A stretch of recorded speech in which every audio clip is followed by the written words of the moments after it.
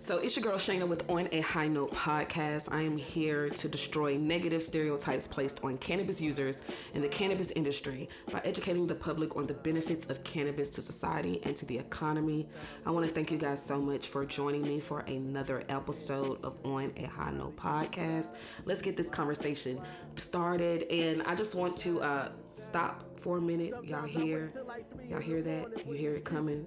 You hear it coming? I got a big guest in the building right now. One of the best artists that I've actually seen. The performance that I saw, like, mind blowing. The chemistry, the way he moved on this stage, y'all.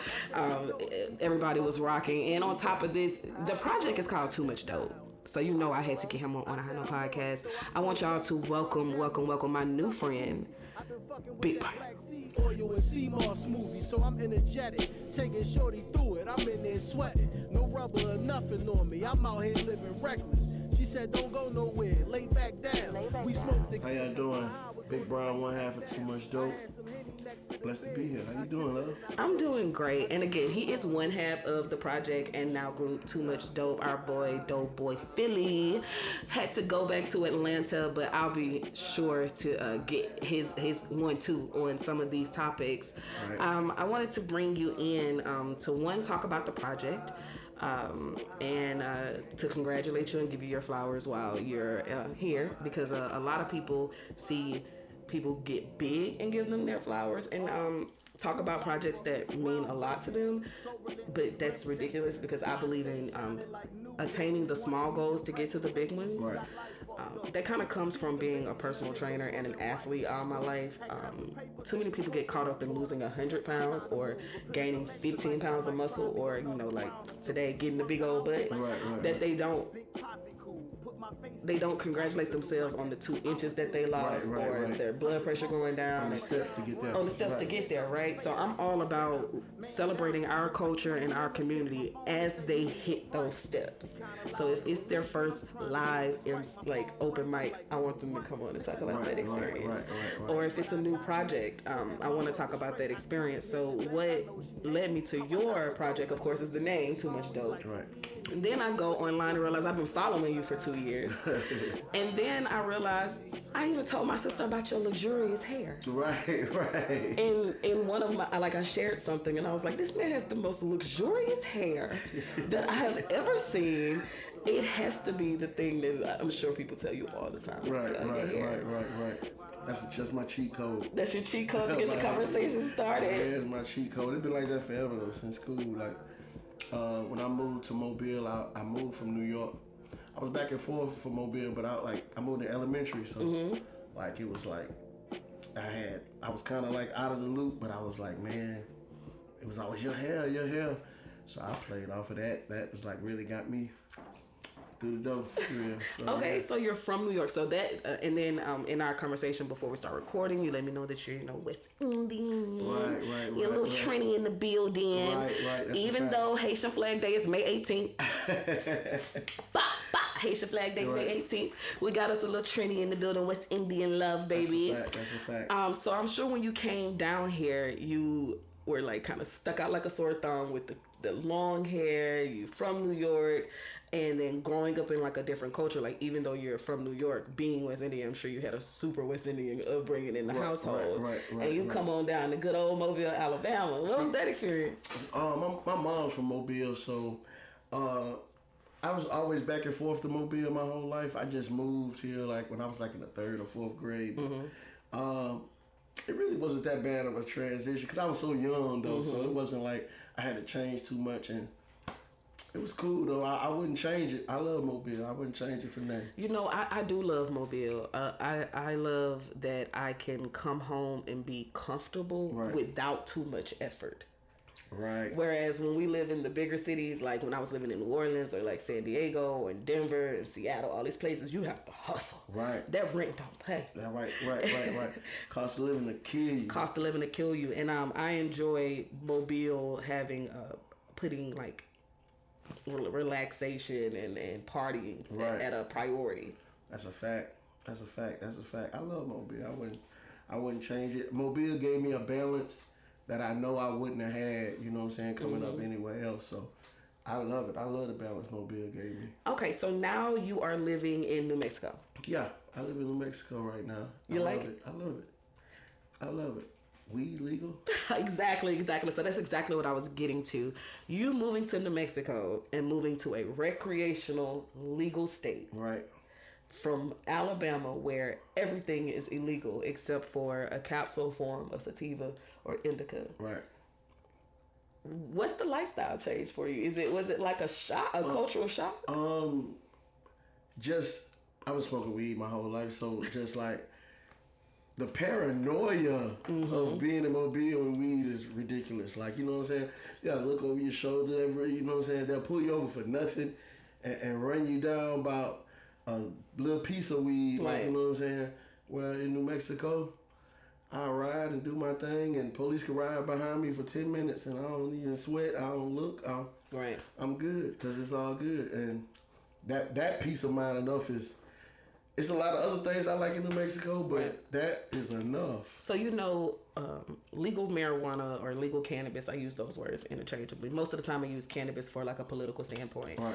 But the tax on marijuana in the dispensary, as you know, is huge over like buying food. Right. So what you notice in states that have legal marijuana are like better parks, more things in the city, right. More like better recreational systems, centers, better schools. You see all these opportunities, like even their healthcare systems are better, homelessness, all this stuff. Right. Because you have like a 20% tax going back to the quality of life for the citizens of that state. So living in New Mexico, do you see the difference in the things that are offered to the citizens versus in Mobile? Yeah, definitely. And it's a lot of dispensaries out there. It's more dispensaries than it is McDonald's and things. And you can see that show in the community a lot. You know what I'm saying? It's not as crucial as things is here. Like, you know what I'm saying? But I just hope Mobile get it together. I really hope they do that because it's crazy. It's crazy out here, man, as far as the marijuana goes. Right. So the quality of life in New Mexico, I asked you do you have school age children? Yeah, but my children like of the age. Like, okay. And my daughter actually live here still. But okay. So you've seen the school systems in Mobile. Yep. Okay.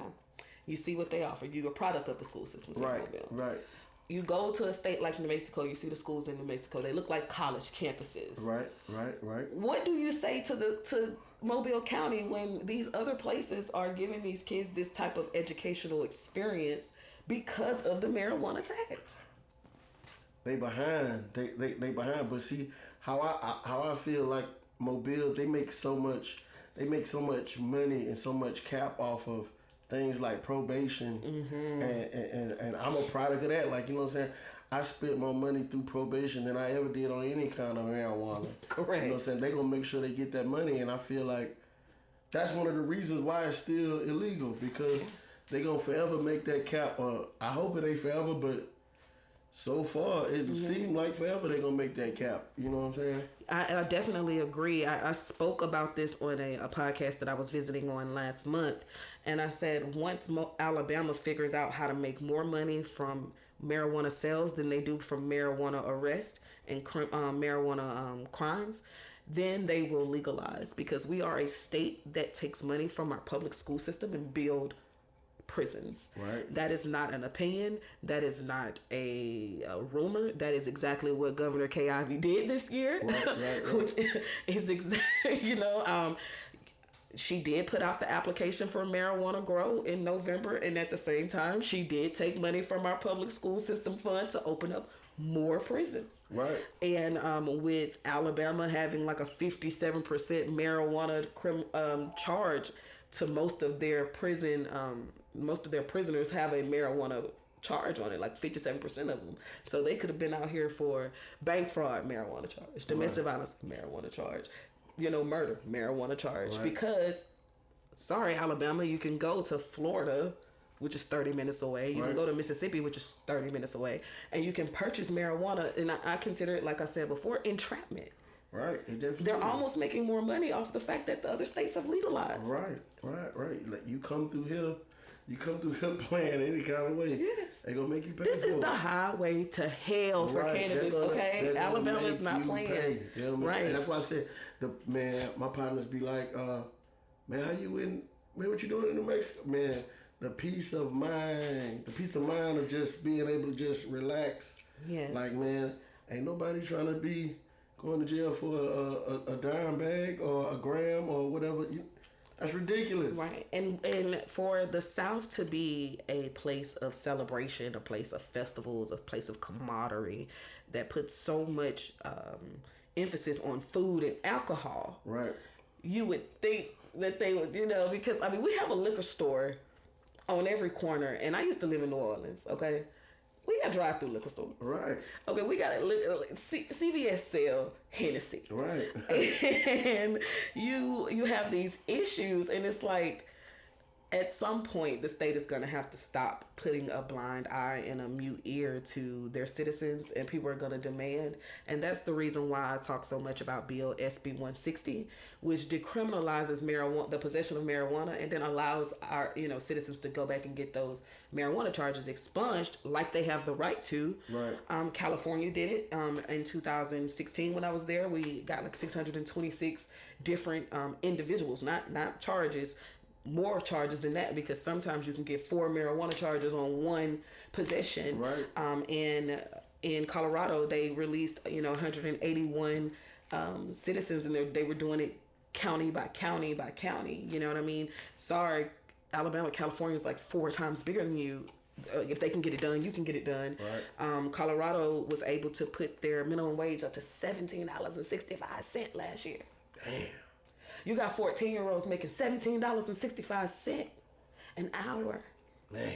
Because of come on now. Right. They gotta come on in. They have to bring this in. Alabama has pretty much cut the music department, the sports department, extracurricular, anything, the dance programs. I don't know, I'm 33.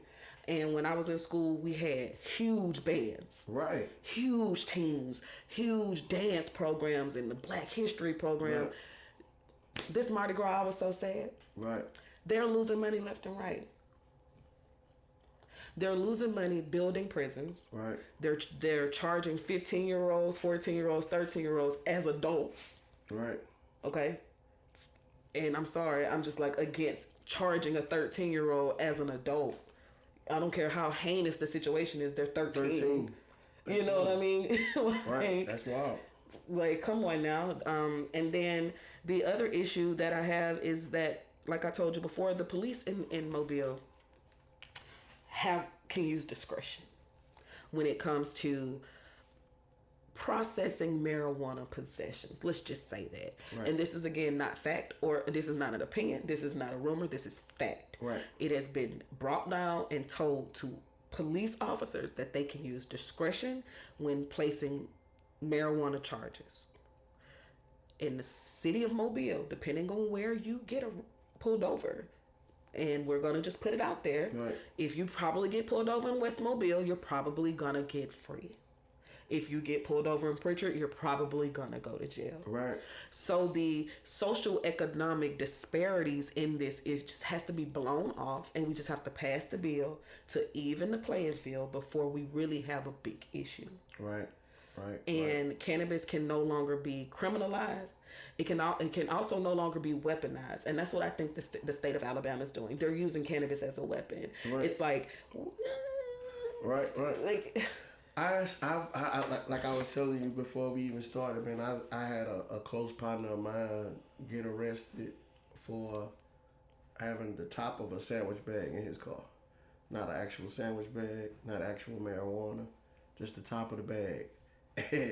And he had to go through the process of a lawyer. He had to go through all of that, and that's just crazy. That's insane. And you do not get your money back. No, not at all.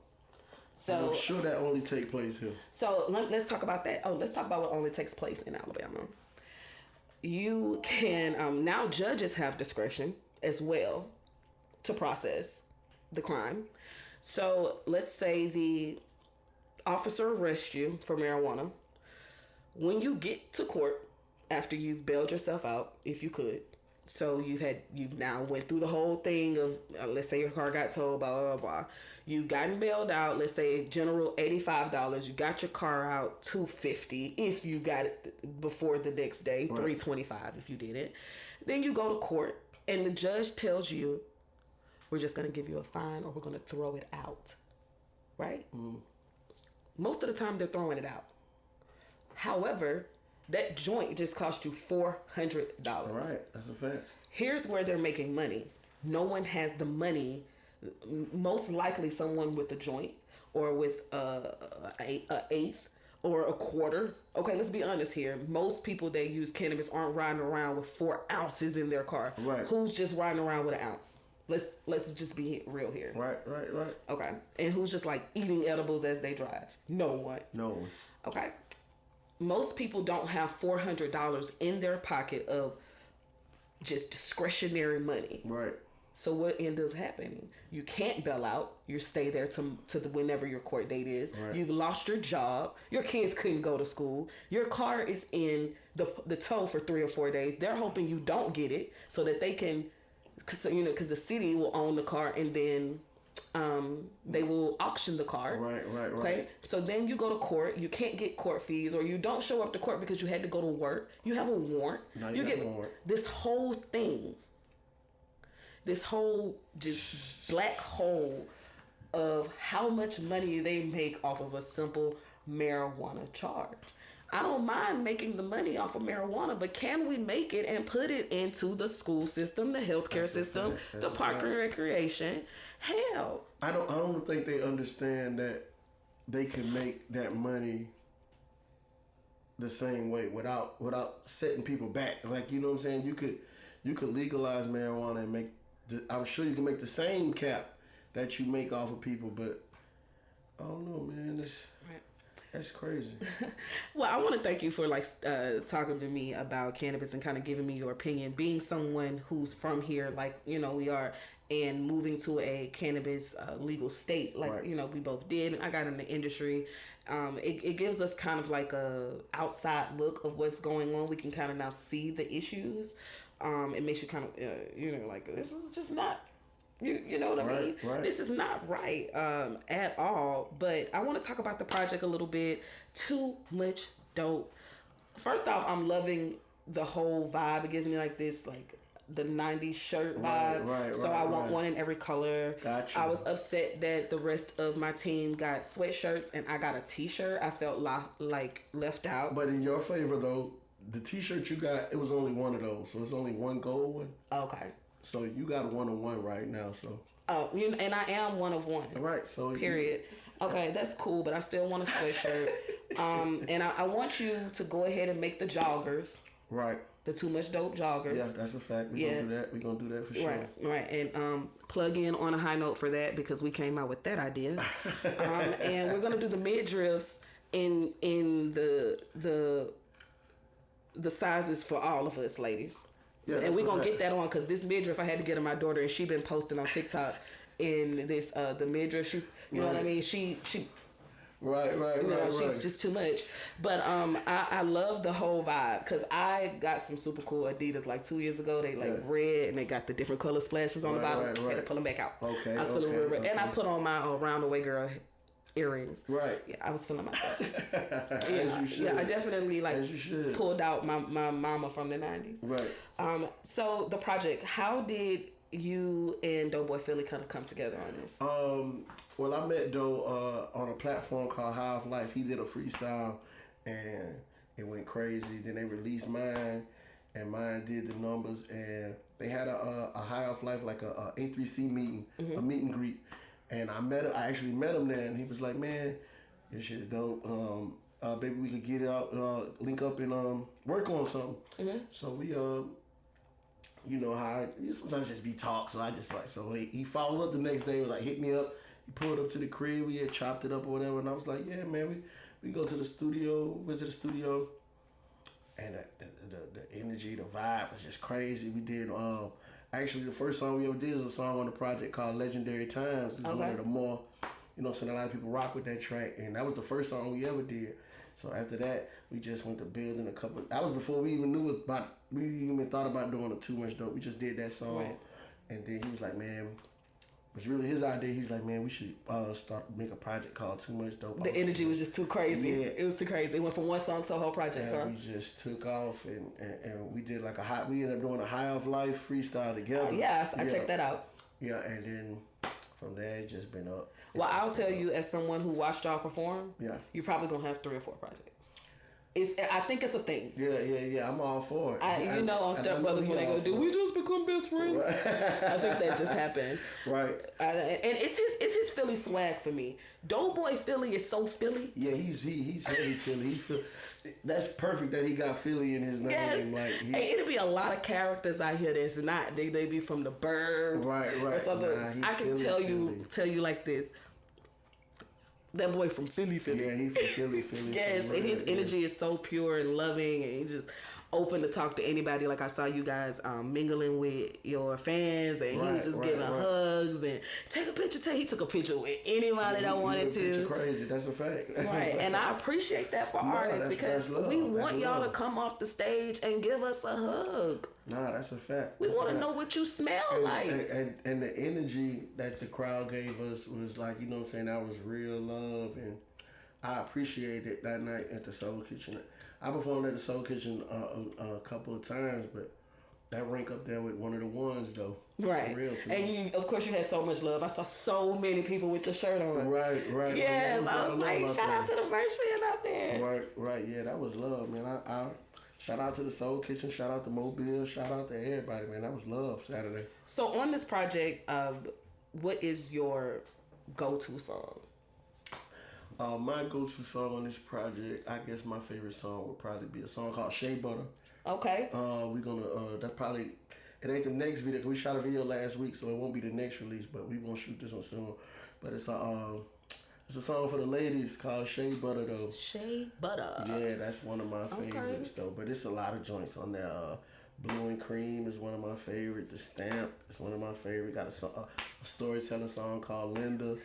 So they all your favorite. Right. Just cop the project. Right, just get the project. Yeah, Just too get the much project. dope. Too much dope. It's too much dope. It's too much dope. It's too much dope. I'm in love with the project. I like anything that I can listen to and ride to. I'm a cannabis, expert and a cannabis indulger, so I like for music to match my vibe. Right. Again, I'm 33, so I can't trap all the time, you know. And some of these new songs sound super aggressive, and they're yelling at me and they're insulting me sometimes. Oh yeah, this is definitely a different kind of vibe. This is a whole different energy on here. Yeah, you already know though. Right, and I'll tell you this: as a mother with teenagers, when you can turn on a project and your kids vibe too, right. you know it's a banger. Right. Because the teenagers got the ear. Right. They choosing right now. That's a fact. They are choosing.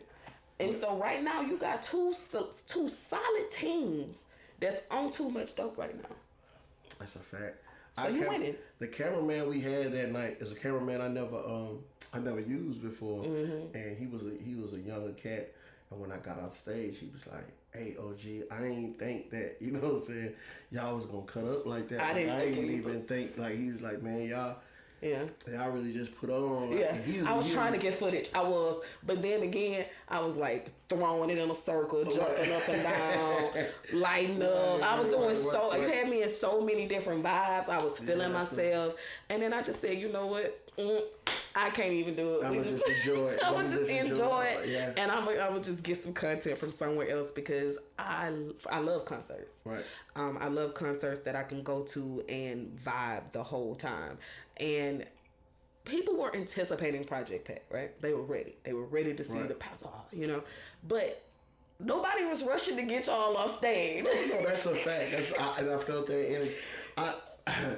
I was telling Joe, I was saying, man, the first song or the first couple words, I'll let you know how the set gonna go, you know what I'm saying? And when he opened up with his part, and then I opened up with my part, I was like, Once I finished my verse, I said, "Oh yeah, this one of them ones. Yes. This finna be different." The crowd, and it was like the light was like blue and purple. The crowd going nuts. His lights up. I'm back there going crazy. I made my way from VIP to the front, elbow and get out of the way. Like we just had a blast. That and was love. That was thank love. you so much for inviting me to come out to see you. Man. You gotta catch the next one. Everything. I'm on it. I'm number one fan now. It's too much dope. Yeah, I'm finna have the whole left side going crazy. That's a fact. Too much dope on a High Note podcast. I want to thank you so much for giving me your time while you're here. You got to get back to New Mexico, but you stopped by the studios for me. I'm going to leave you with these 3 questions we're going to ask, and we always ask these on High Note podcast. Got you. Okay. What do you prefer? Sativa, indica, or hybrid? Hybrid. Why? I just like I like the high voltage. I'm like I'll be trying to get blasted. What you say? Yeah, I'm a hybrid guy, and yeah, for sure, hybrid. Hybrid all day. Yeah. Okay, what has been your favorite strand so far? My favorite strand. Okay, when I went to Vegas, that Khalifa Kush was wild to me. Shout out to Wiz Khalifa on the Khalifa Kush. It's a strand I smoke called Billy Kimber. Okay. Fire. Okay. What else? I smoked something called Trap Star. Trap Star. That was wild. That was wild. You had a few. It's something about getting that high quality. You can feel it. You can taste it. You can see it when you're breaking it down. It's a whole. You realize it's really levels to this. Right. That's a fact. You realize that it's really levels to this. Okay. So my last question is, I want you to tell me a quick story that you think is kind of funny that kind of involved weed. I got so many. Okay, let's all right, so a couple years ago, I say about maybe 3-4 years ago, I had a partner made some edibles, and he made them. I was actually living in Mobile, so he brought them. He gave it to me and my partners, so we take them. We take them and we go our own way. So, long story short, I got my daughter with me, and I am going crazy in my mind, and she she trying to watch Tales from the Hood, and my mind I can't even fathom my mind around it. So I'm tripping out in my mind. I'm trying to hold it together. And the next day when I see all my partners, we all got white in the corner of our eye, and it's like, some part of that night you cried somewhere. It was like somewhere that trip took you to where you had everybody had. I was like, man, he was like, man, my partner he actually had them. Yeah. He was like, oh yeah, you can take these because I'll never take them again. Oh yeah. Okay. It's definitely an edible trip. I got about 2-3 more stories. Listen, me and I got a story, but it's gonna be off this mic, baby. I can dig it. Woo.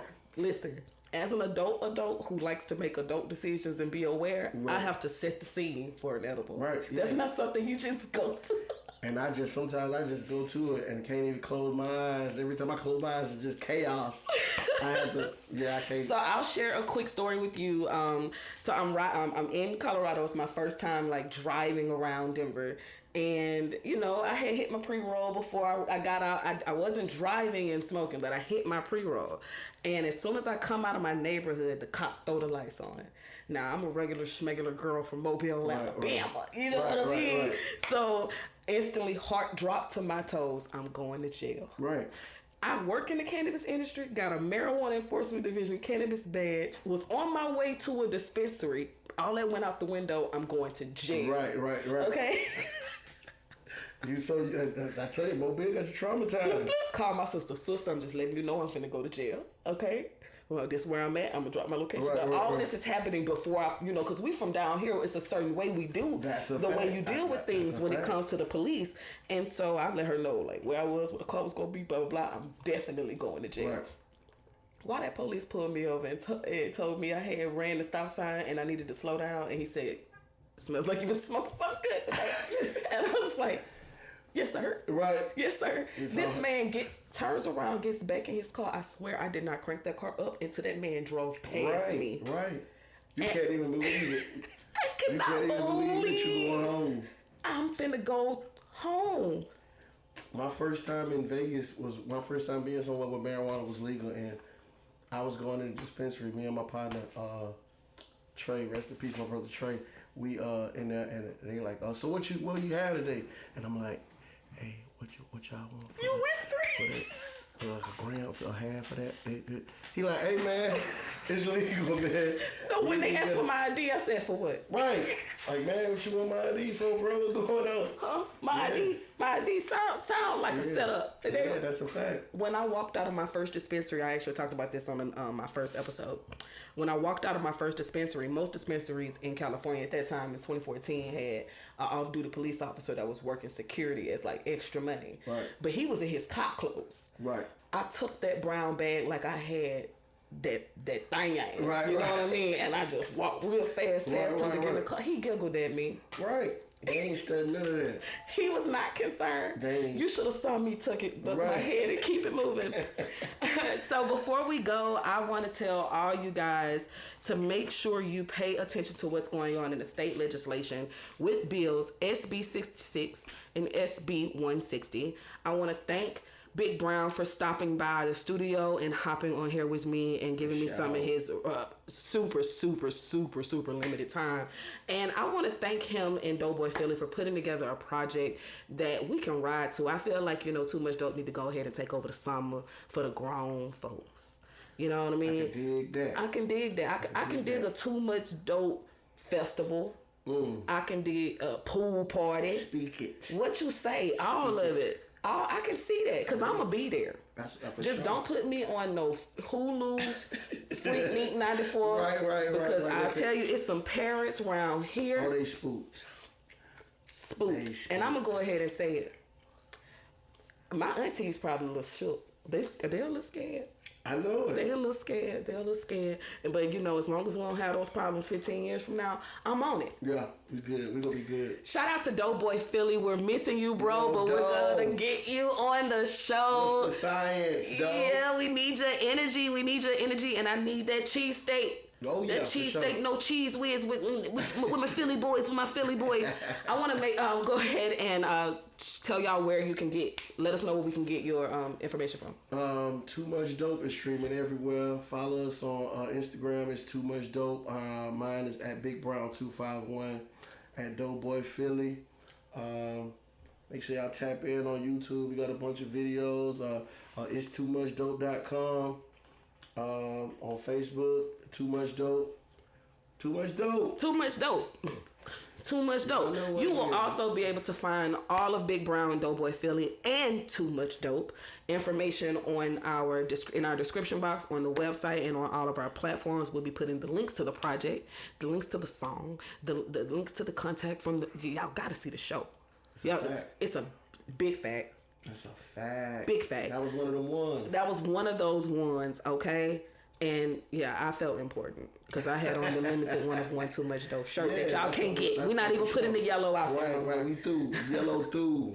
No more It's your girl Chyana with On a High Note podcast. I want y'all to keep the conversation going. Keep blazing. You know what it is. Peace. Peace.